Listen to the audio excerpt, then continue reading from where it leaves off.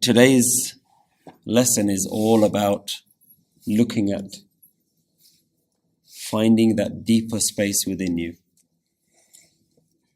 So let's see how the lessons that we've covered so far, the Pauris that we've covered so far, how do they relate? How do they help us move into this next set of 4 verses which are all focused around Suniya? Remember that each verse is called a Pauri, and a Pauri means a step. So every step is taking you one step closer, one step higher. So if we look at the previous verse, Guru Nanak Dev Ji talked about, again, reminding us of some of the ways in which people tried to obtain spiritual greatness. And the ones who obtained spiritual greatness, they had a certain characteristic.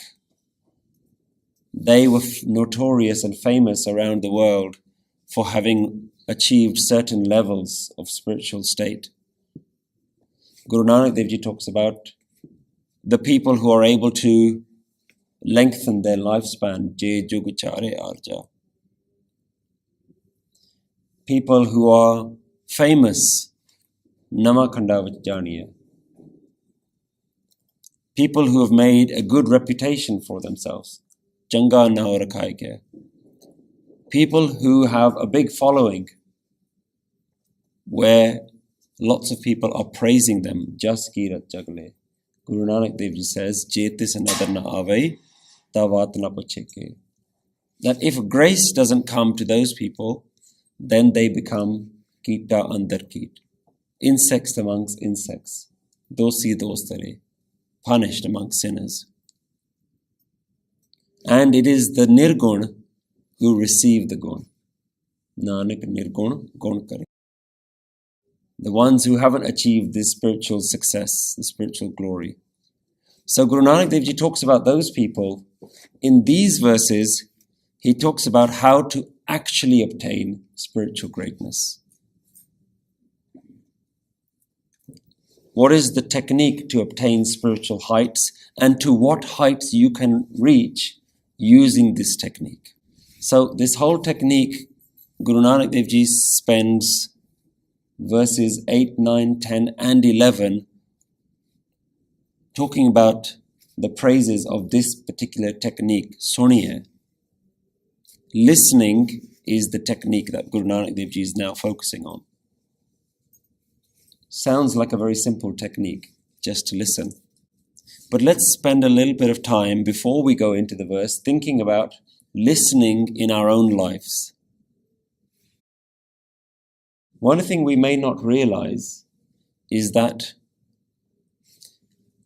our mind is constantly having a conversation. All the time our mind is saying something. But if the mind is saying something, if there is a constant talking, conversation happening in the mind, then there's also a constant listening happening in the mind. There's also someone listening to that voice. Yeah? If the talking is happening all the time, then there's a listening happening all the time. We listen to our inner voice more than we listen to anything in our life. We identify with that inner voice. That inner voice is what we hold on to, and that becomes our self-identity. Whatever that inner voice says, we think that's me, that's what I'm thinking, that's what I'm saying. That is the basis of our mind and the ego. When we talk about ego, we're not talking about hankar, like it's pride, like I think I'm better than someone. That's not what we're talking about. Home and hankar are 2 separate things. Hankar is just pride.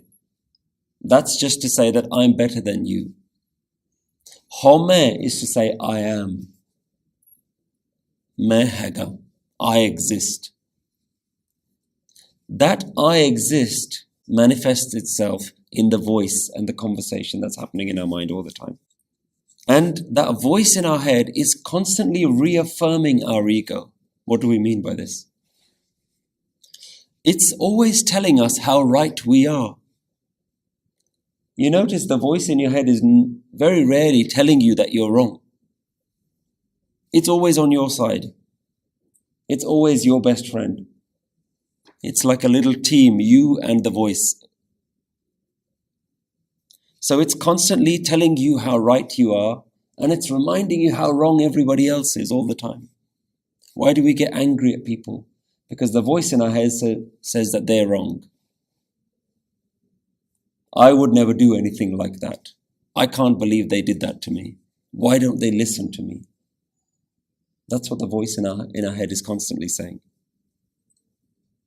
So, when we constantly hear that, what we do is we keep reaffirming this idea that I am, and I am okay. I am good. I am right.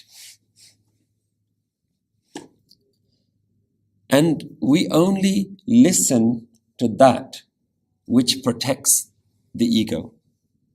We only hear what we want to hear. We only listen to that which we agree with, to that which doesn't change us. But do we ever think about the one listening to the voice rather than the voice itself?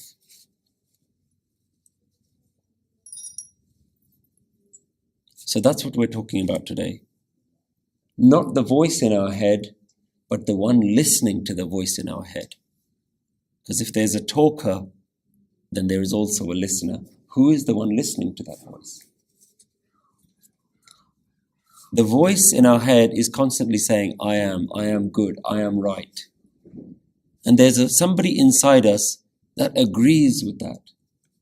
That's the one that we're talking about. So we're talking about a very different kind of listening. And in order to learn something new, you have to learn a new way of listening to that message. That's what we're going to be talking about today. You know, if somebody is listening to something, if somebody has got some music on, what are the basic questions that get raised in our head? If they have some headphones on, some basic questions that get raised in our head is, what are they listening to? Yeah? Anybody who walks past with headphones on, there's a small thought in your head that says, I wonder what they're listening to. Yeah? If you explore that further, you might wonder why they're listening to it. So if somebody is jogging, for example, you might not know what they're listening to, but you might assume that they're listening to maybe something that's fast-paced, some fast music, so that it can help them jog, help them do exercise.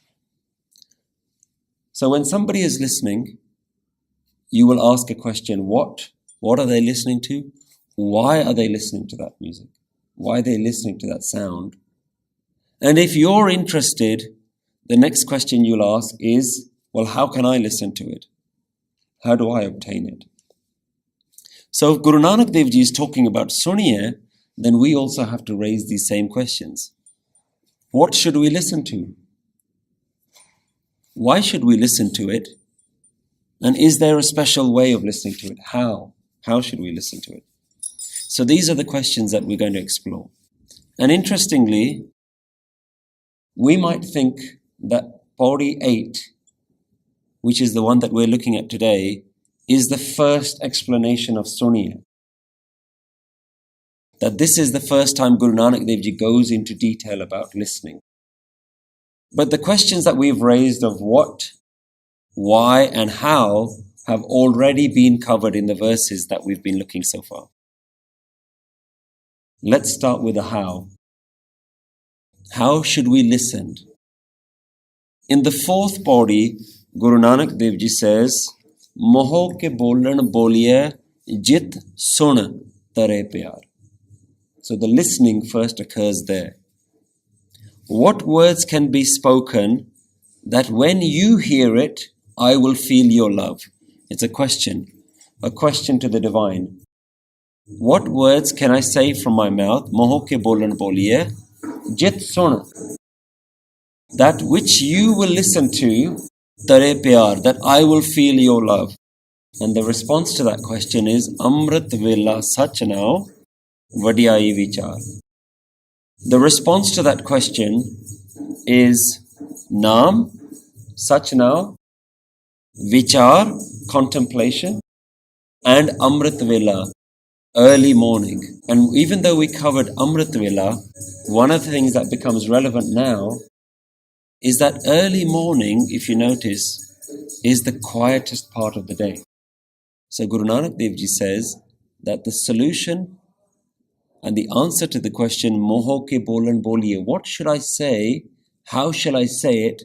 What words should I use?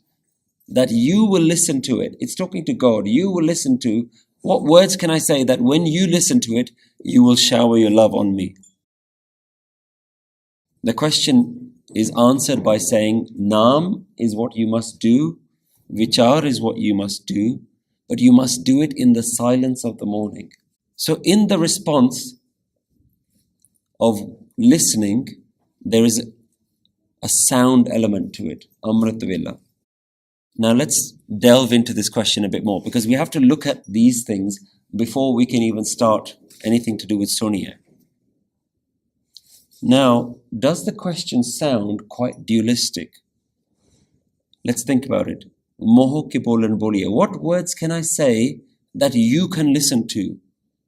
And yet we've spent all of our time trying to break this duality that there is a me and that there is a God. Yet the question is phrased in such a way, what words can I say that when you listen to it, I can feel your love? There's a duality that seems to be there. But we know that there's no duality, right?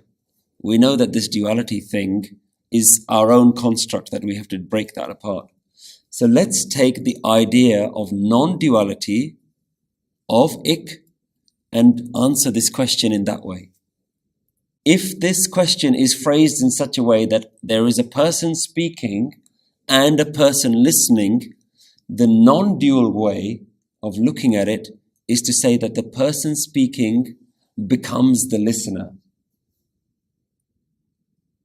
You become the listener. Then let's phrase the question, what can I say that when I listen to it, I will feel love? What can I say that when I listen to it, I will feel love? Or the other non-dual way of what words will you say that when you listen to it, your love will shine? Yeah? We have to say it in a non-dual way.